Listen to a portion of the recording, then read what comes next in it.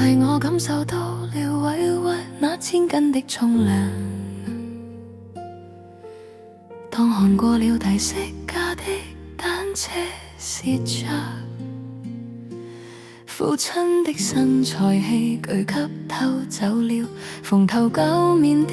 帶着兒子，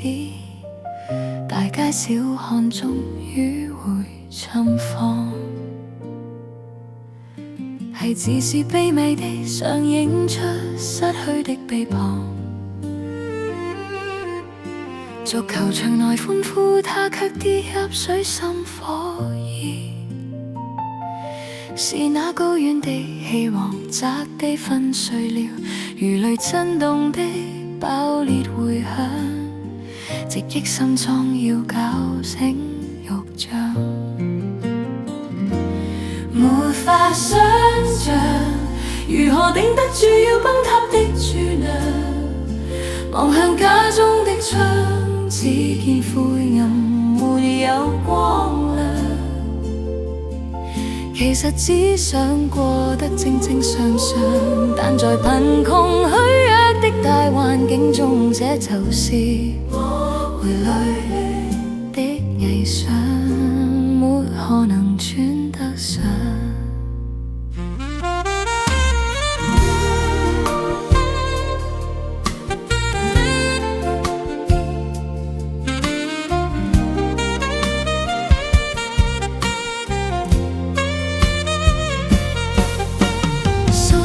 大半個羅馬焦急的帳幕，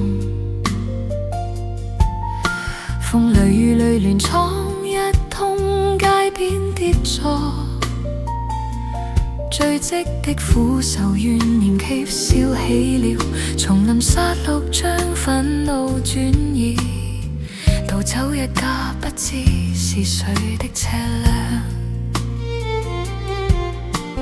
可是慌忙中卻拆穿偷竊的企圖，承受勞權攻擊還要給高聲咒罵，父親尊嚴遭衝撞，多地剪碎了，孩兒錯愕中暗地神想，是非曲直陷進一盤混帳，沒法想像如何頂得住要崩塌的柱梁，望向家中的窗，只見灰暗沒有光亮。其實只想過得正正常常，但在貧窮虛弱的大環境中，這就是我回淚的偽想，沒可能穿得上。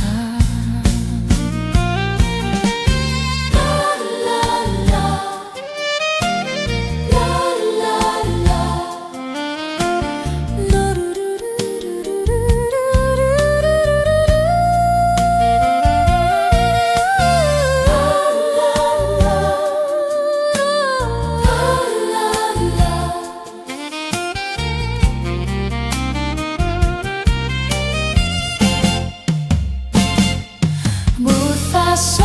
像如何頂得住要崩塌的柱梁，